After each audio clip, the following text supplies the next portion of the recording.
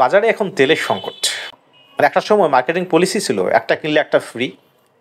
এখন সেটার বিপরীতমুখী একটা মার্কেটিং পলিসি এসেছে। আপনি তেল কিনলে এর সঙ্গে অন্যান্য নিত্য প্রয়োজনীয় জিনিস কিনতে হবে। আপনি আটা খান, আপনি চাল খান, তাই না?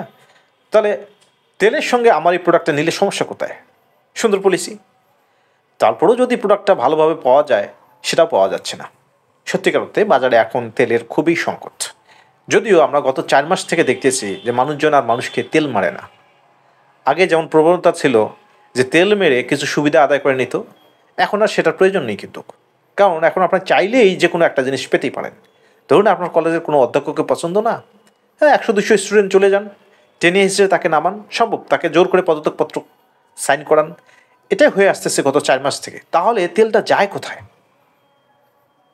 গতকালকেও দেখলাম ঢাকা বিশ্ববিদ্যালয়ে উপাচার্য বাসভবনের সামনে ছাত্রছাত্রীরা কী রকম ডিজে পার্টি করতেছে। তাদের উদ্দেশ্য কি? তারা পড়াশোনা করতে পারতেছে না শব্দ দূষণের কারণে। সুতরাং এই শব্দ দূষণ বন্ধ হওয়া না পর্যন্ত বা লিখিতভাবে কোনো যদি তারা আশ্বাস না করে বিশ্ববিদ্যালয় প্রশাসন, উপাচার্য বাসভবন, তারা গান বাজাবেই। তবে সবচেয়ে কষ্ট লেগেছে আমার, তারা যে গানগুলো বাজিয়েছে সবগুলোই ভারতীয় গান। দু একটা গান হয়তো বা বাংলাদেশি শিল্পীর ছিল, যেমন মমতাজের একটা গান শুনলাম। এখানে আমার একটা কষ্টের বিষয় ছিল, তারা গান বাজাক, বাংলাদেশি শিল্পীদের গান বাজাক, তাহলে একটা মনে শান্তি থাকতো। যাক, অভিনব কৌশল, মার্কেটিং পলিসিতে অভিনব কৌশল এসেছে। তারা বলতেছে তেল নিলে আমার অন্যান্য প্রোডাক্টও নিতে হবে। এখন সবচেয়ে বড় বিষয় হলো তেলের যে ক্রাইসিসটা বাজারে, এটা সত্য, কিন্তু সেই পরিমাণ মিডিয়া আসতেছে না। আমি নিজেও এর ভুক্তভোগী। গতকালকেও 7-8টা দোকান ঘুরে আমি তেল পাইনি, তারা তেল দিতে পারতেছে না। কিন্তু সেই পরিমাণ হাহাকার বা প্রচারণা রয়েছে কি এই সময়টাতে? সমস্যার জায়গাটা এখানে। কারণ যে বিপ্লবটা সৃষ্টি করেছিল ছাত্র জনতারা, তারা তো এখন মুখ পাচ্ছে না।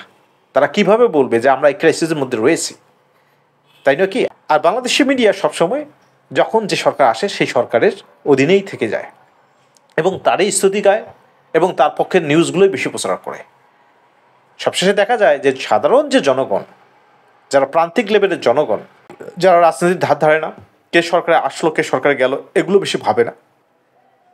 দিন শেষে তাদের বাজার করতে হয়, তাদের খোঁজ কেউ রাখে না।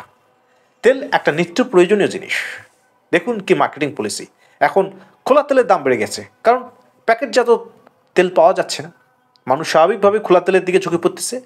খোলা তেলের দাম হঠাৎ করে বেড়ে গেছে, একটা স্বাভাবিক পলিসি। লাভ করতেই হবে। আর লাভটা করবেন কার কাছে?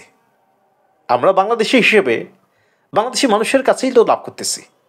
এই যে সময়ে সময়ে জাতীয়তাবোধ বা জাতীয় চেতনা আমাদের মধ্যে জাগ্রত হয়, এই ভালোবাসার কিছু একটা অংশ যদি আমরা নিজেদের লোকদের জন্য ব্যয় করি, তাহলে তো আমাদের জনগণ এবং আমাদের কাছের লোক, আমাদের প্রাণের লোক, আমাদের বাংলাদেশের লোকরাই তো সুখে শান্তিতে থাকবে।